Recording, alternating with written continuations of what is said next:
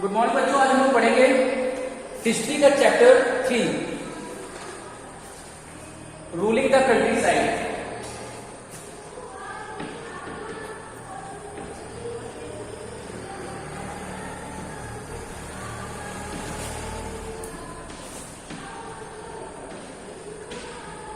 Ruling the country side. Country side का मतलब क्या होता है? कंट्री साइड का मतलब होता है विलेज एरिया, जो थोड़े पिछड़े इलाके होते हैं, ठीक है, जो गांव होते हैं, ग्रामीण परिवेश होते हैं, ग्रामीण क्षेत्र होते हैं, वो सब क्या आते हैं? कंट्री साइड में आते हैं। द कंपनी बिकम्स द दीवान। कैसे कंपनी क्या बनी? दीवान बनी। मतलब दीवान का काम क्या होता है? रेवेन्यू कलेक्ट करना। पूरे देश का, पूरी जगह का रेवेन्यू कलेक्ट कौन करता है? दीवान।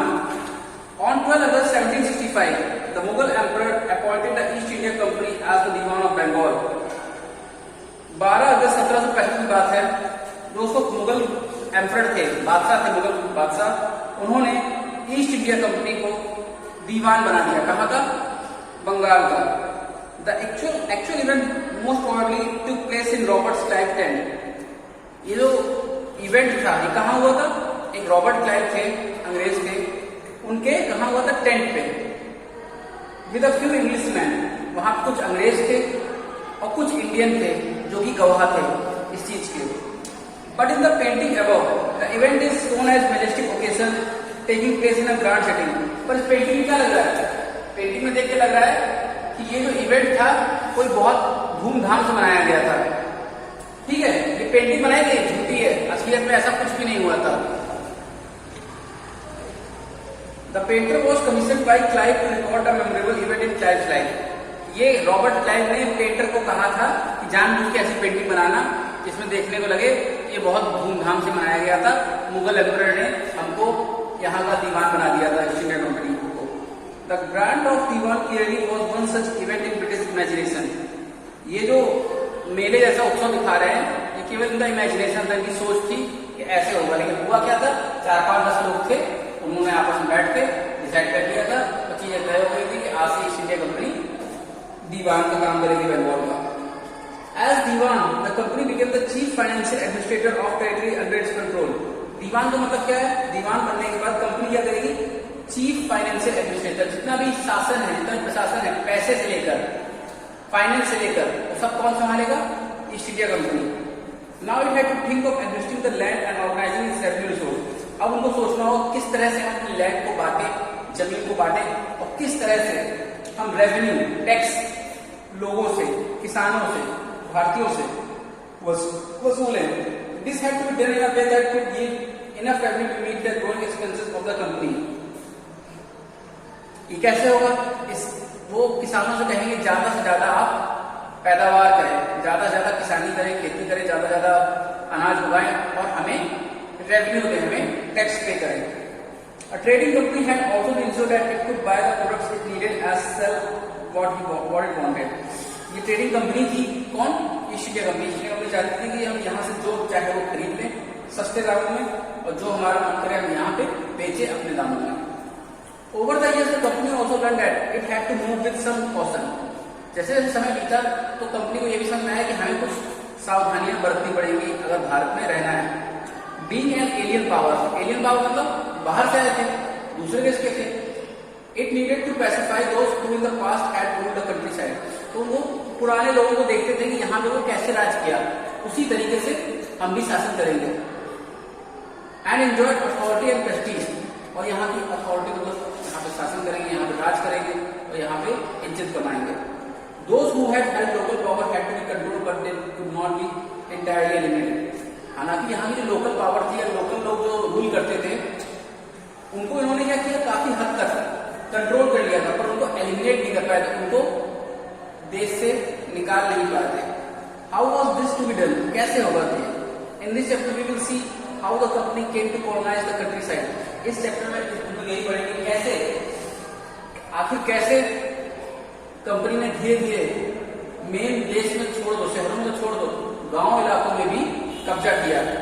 ऑर्गेनाइज रेवेन्यू रिसोर्सेज, कैसे रेवेन्यू रिसोर्सेज को ऑर्गेनाइज किया। रीडिफाइंड राइट ऑफ पीपल, लोगों के हकों को रीडिफाइन किया, and produce the crop it wanted, और वो क्रॉप्स को उगाया जो वो चाहते थे। सबसे पहले लिखा है revenue for the company had become the Diwan. अब कंपनी क्या बनी? दीवान बन गई। बताया रॉबर्ट क्लाइव के टाइम पे एक बताया टेंट में 4-5 लोग थे, कुछ अंग्रेज थे, कुछ हिंदू इंडियंस थे, उन्होंने मिलके ये इवेंट को देखा था। रॉबर्ट क्लाइव के टाइम पे दीवान बनी company, but it still saw itself primarily as a trader. और कंपनी अपने आप को मानती क्या थी? व्यापार करने वाला, ट्रेडर मानती थी। It wanted a large revenue income but बहुत unwilling to set up any regular system of assessment and collection. चाहती थी कि हमें बहुत सारा पैसा मिले, बहुत सारी इनकम हो, पर उनका कोई सिस्टम नहीं था। उन्होंने कोई सिस्टम नहीं बनाया था किस तरह से हम रेवेन्यू कलेक्ट करेंगे। रेवेन्यू मतलब टैक्स, ठीक है याद रखना, कर। कोई भी चीज पर जैसे मानो 10 रुपए की चीज है, उस पर 2 रुपए टैक्स लगता है, तो 12 रुपए की चीज हो जाती है। टैक्स मतलब कोई चीज एक जगह से दूसरी जगह ले जाना, लाना, उसमें जो पैसा खर्चा होता है उसको टैक्स कहते हैं, ठीक है। It wanted a large revenue income but was unwilling to set up any regular system of assessment and collection. The effort was to increase the revenue as much as it could and by fine cotton exchange cloth as cheaply as possible. उनकी कोशिश थी कि जितना ज्यादा हो सके tax या revenue को हम बढ़ा सकें, और उस रेवेन्यू से जो पैसा हमारे पास आएगा, जो हम कमाएंगे, उससे अच्छा कॉटन खरीद सकें। कॉटन जानते हैं ना, कॉटन कपड़ा, कॉटन खरीद सके और सिल्क खरीद सके। उस सिल्क खरीद के क्या करेंगे? अपने देश भेज देंगे, ब्रिटेन में, वहां जाके उसके कपड़े बनेंगे, अच्छे अच्छे कपड़े बनेंगे, वो लोग यूज करेंगे उसको। Within 5 years the value of good bought by the company in Bengal double. 5 साल के अंदर जो गुड्स, जो सामान खरीदती थी कंपनी, उसके प्राइस क्या हो गए? डबल हो गए। 1865 से पहले the company had purchase goods in India by importing gold and silver from Britain. पहले तो क्या करती थी कंपनी, जैसे भारतीय जो सामान खरीदना होता था तो अपने देश से चांदी या सोने के बदले सामान खरीदते थे, भारत में लाते थे अपने देश से चांदी सोना, देते थे भारतीयों को, और ले जाते थे क्या? सिल्क और कॉटन। लेकिन बाद में क्या हुआ? Now the revenue collected in Bengal could finance the purchase of goods for export. अब क्या करते थे? हम ही से रेवेन्यू लेते थे, हम ही से टैक्स लेते थे, हम ही से पैसा लेते थे, उसी पैसे से वापस हमको करके हम तो सामान दे देते थे, हमारा ही पैसा हमको देके हमें बेवकूफ बनाते थे। Soon it was clear that the Bengal economy was facing a deep crisis. जिससे क्या हुआ? बंगाल की इकोनॉमी जो थी, जो फाइनेंशियल सिचुएशन थी, वो बहुत ही बदतर हो गई। Artisans were deserting villages since they were being forced to sell their goods to the company at low price. जो भी आर्टिसंस थे, जो भी क्या नाम किसान थे, उन्होंने क्या किया? अपने गांव छोड़ के शहर की तरफ जाने लगे। क्यों जाने लगे? क्योंकि उनको कुछ पैसा मिल ही नहीं रहता, उनको रेवेन्यू भी देना पड़ता था, और उनको सस्ते में अपना सामान भी बेचना पड़ता था। Peasants were unable to pay the dues that were being demanded from them. उनसे जो पैसा मांगा जा रहा था वो पैसा देने में असमर्थ थे। Artisanal production was in decline and agricultural cultivation showed sign of collapse. अब उनके प्रोडक्ट्स भी कोई ज्यादा पूछ नहीं रहा था, तो पूछ रहा था वो सस्ते में मांग रहा था, सस्ते में देने से अच्छा है नहीं है। तो ये सिचुएशन आ गई कि पूरी तरीके से एग्रीकल्चर कोलैप्स हो गया, खेती बाड़ी सब बर्बाद हो गई। देन इन 1770 की बात है, एक टेरिबल फेमाइन मतलब भूखमरी आई। उसमें करीब 1 करोड़ लोग, बंगाल के 1 करोड़ लोग मर गए। क्यों मर गए? क्योंकि उनको पैसा नहीं था खेती किसानी करने का। जितना भी था सब एक्सप्लॉइट करते थे अंग्रेज सारा पैसा ले जाते थे उनसे, उनके पास कुछ नहीं छोड़ते थे। जब एक सिचुएशन ऐसी आई कि सूखा पड़ गया, मतलब भगवान ने भी उनका साथ देना छोड़ दिया, तो करीब 1 करोड़ लोग भूख से, 1 करोड़ लोग, सच्चाई बात है। आज से 150 साल पहले की बात है, 150-250 साल पहले की, लगभग 1 करोड़ लोग बंगाल में भूखे मर गए थे, उनके पास खाना खाने को नहीं था। About 1/3 of the population was wiped out. मतलब मानो 3 करोड़ लोग थे उस टाइम पे बंगाल में, जिसमें 1 करोड़ लोग मर गए थे भूख से। The need to improve agriculture. If the economy was in ruins, economy बर्बाद हो रही थी, could the company be certain of its revenue income. क्या कंपनीज को उतना ही इनकम मिल सकती थी? नहीं, वो भी कम होगी। Most company officials began to feel that investment in land had to be encouraged and agriculture had to be improved. तो कंपनी ऑफिशियल्स थे, जो अंग्रेज थे, वो सोचते थे अब हमें क्या करना चाहिए कि किसी तरह किसानों को इंकरेज करना चाहिए कि वो अच्छे से खेती करें। जब अच्छे से वो करें, जिससे कि एग्रीकल्चर इंप्रूव होगा, एग्रीकल्चर इंप्रूव होगा तो वो ज्यादा खेती करेंगे, ज्यादा किसानी करेंगे, उससे क्या होगा? वो ज्यादा रेवेन्यू उनको दे पाएंगे। इन्हें कोई मतलब नहीं था 1 करोड़ लोग मर गए, कोई दिक्कत नहीं, जितने बचे हो उतने लोग मेहनत करो, हमें पैसे दो। इन्हें केवल पैसे से मतलब है, क्योंकि इन्हें अपना पेट भरना था। How was this to be done, कैसे हुआ? After 2 decades of debate on the question the company finally reduced the permanent settlement in 1793। लगभग 20 साल बाद 1793 में इन्होंने एक चीज लाया जिसका नाम था परमानेंट सेटलमेंट। ठीक है, एक तरीका था। इसमें क्या था?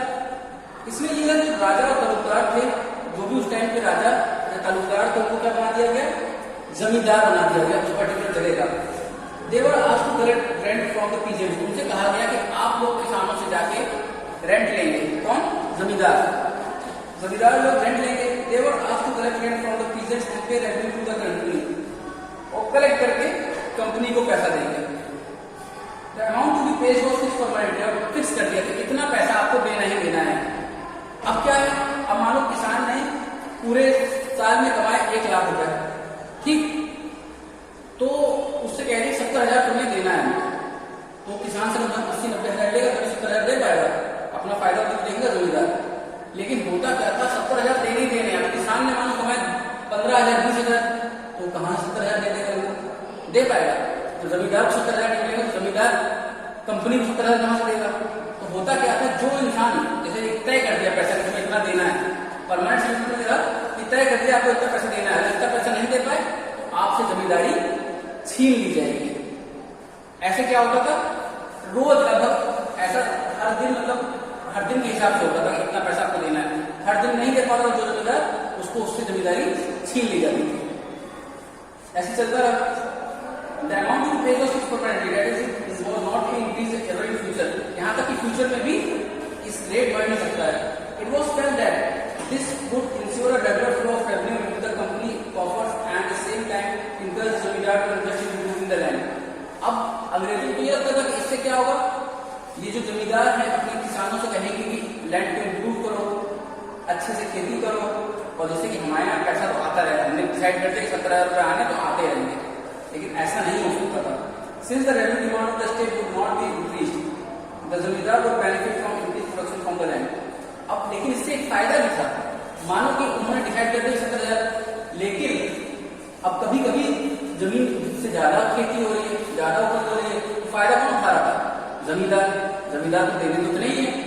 अब मानो किसी 1.5 लाख कमा रही है तो भी देगा कितने? 70,000 देगा। तो जमींदार को फायदा भी था, और कुछ जमींदार को जो नहीं कमा पा रहे थे उतना, उनको नुकसान भी था। तो परमानेंट सेटलमेंट को मिला एक तरह से फ्लॉप था, एक तरह की बेवकूफी थी। आपको ये कर सकते हो कि भाई कोई कमा रहा है 1 लाख रुपए, आप उससे कहो 30,000 ले लेंगे टैक्स के तौर पे, तो ठीक भी है। कोई 2 लाख कमा रहा है 40,000 ले लेंगे। पर ये कैसे कह सकते हो 70,000 लेंगे? कोई 10,000 कमा रहा है, कोई 5,000 कमा रहा है, कोई कमाई नहीं पा रहा है, उस हिसाब से चीजें होंगी ना। तो जो ये अंग्रेजों का परमानेंट सेटलमेंट था, ये फ्लॉप हो गया था, ये बर्बाद हो गया था।